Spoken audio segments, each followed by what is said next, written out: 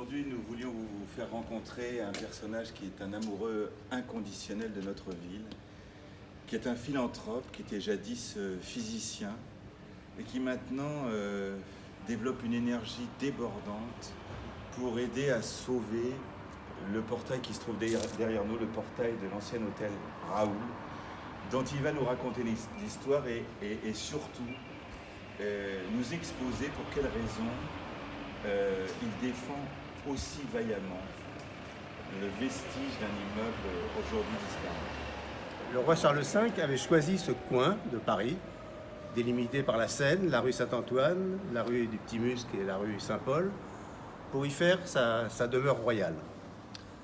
Sa demeure royale dans laquelle lui et deux de ses successeurs ont vécu. C'était pas comme on l'imagine, un palais comme Versailles ou des choses comme ça. C'était fait d'une succession de petits hôtels reliés par des galeries avec des jardins, des bassins, une ménagerie. Et ce portail, cet hôtel qui s'appelait l'hôtel Saint-Paul, a, je dirais, complètement lancé ce quartier puisque c'est devenu la résidence royale et donc tout de suite, beaucoup de gens ont voulu être près du pouvoir royal. Et après ses successeurs,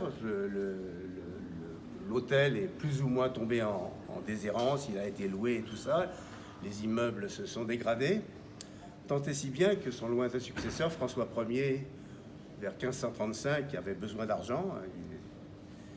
Tous les châteaux qui se construisaient dans le Val-de-Loire n'étaient pas donnés. Et donc il a eu l'idée de lotir cet ancien domaine de ses ancêtres, qui lui appartenait. Et la rue dans laquelle on est a été une des toutes premières percées en 1545. Et elle s'appelait à l'époque la rue Girard-Boquet, du nom simplement des deux marchands de bois de l'époque qui avaient acheté l'essentiel des parcelles tout autour. Et je dirais que alors là, vraiment, ça a été ce premier lotissement, c'est le début vraiment du Marais. Les tout premiers hôtels du quartier du Marais ont été construits là, et entre autres celui qui est juste en face du portail a été construit à partir de 1595. C'est la plus vieille maison dans le quartier. Et évidemment, l'hôtel en face, qui maintenant s'appelle Raoul, a été aussi construit dès 1604 par un ministre d'Henri IV qui s'appelait Paul Hardier.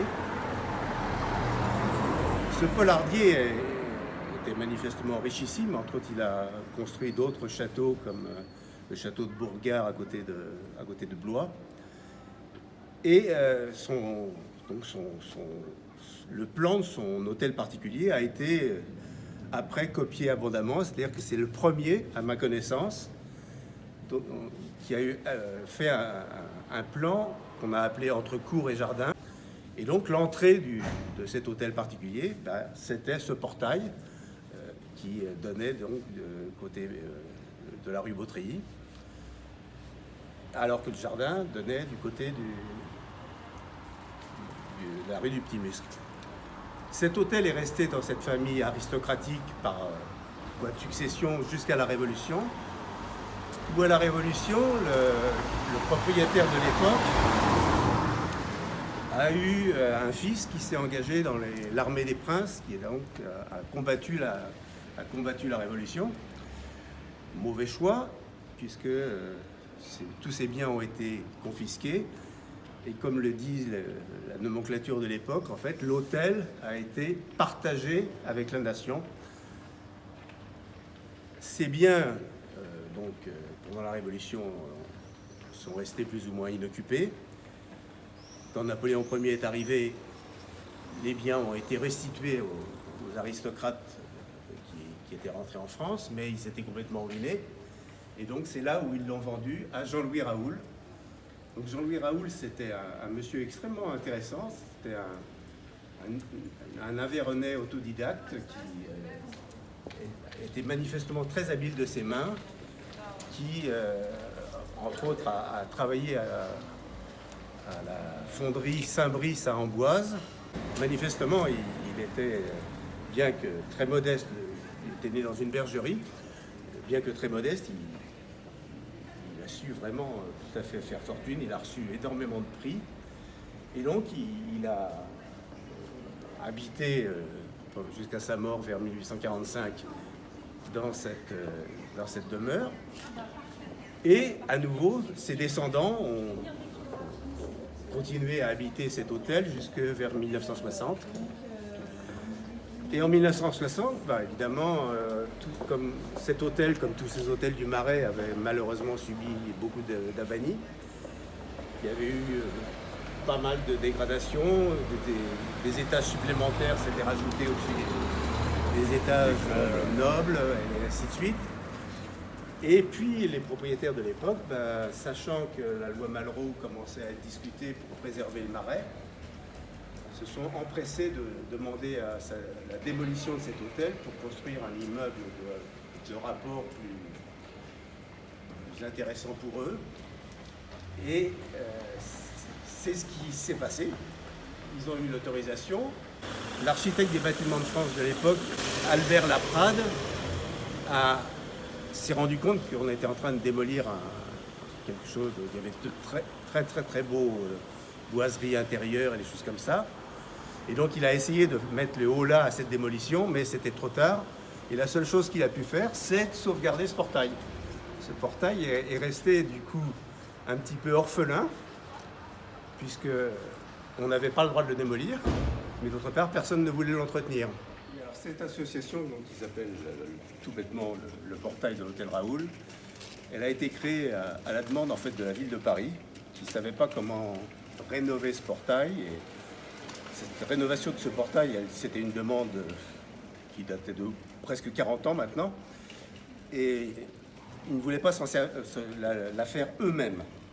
Et donc ils ont eu l'idée de demander à une association ad hoc de se créer, ce que j'ai accepté, et je l'ai accepté à condition que l'association qui rénovera ce portail soit certaine qu'après, ce portail ne retombera pas en ruine.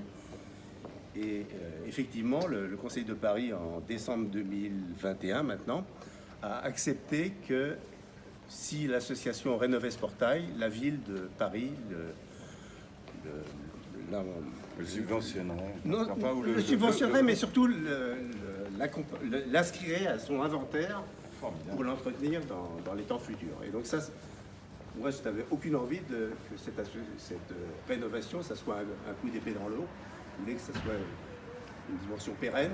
Et cette assurance, donc, était tout à fait importante pour moi. Alors, certains d'entre vous le savent, le portail qui se trouve derrière nous n'est pas le seul vestige subsistant de l'hôtel Raoul, puisque nous avons vendu aux enchères publiques la fontaine qui se trouvait dans le jardin de l'hôtel Raoul et qui a été sauvée de la démolition par Roxane Desbuissons et que nous avions dispersée dans le cadre de sa vente après succession, et que Monsieur Cribier a acquise et a offerte à la copropriété qui se trouve derrière le portail. Vous avez bien compris le message. On vous attend très nombreux au 6 rue Beautreilly à Paris dans le 4e, le dimanche 4 juin de 14h à 17h. Il faut que la fête soit immense. Il faut qu'on aide Monsieur Cribier à achever son projet. Il compte pouvoir commencer les travaux dès le mois de septembre prochain. Espérons que ce soit le cas. En tout cas, il faut l'aider à tout boucler, budgétairement parlant. Venez boire un coup avec nous. Ça sera en musique. Il y aura plein de parigots qui aiment la ville. Il y aura plein de gens du quartier. Et ça sera vraiment très sympathique. Donc merci à vous de suivre Monsieur Cribier dans son entreprise.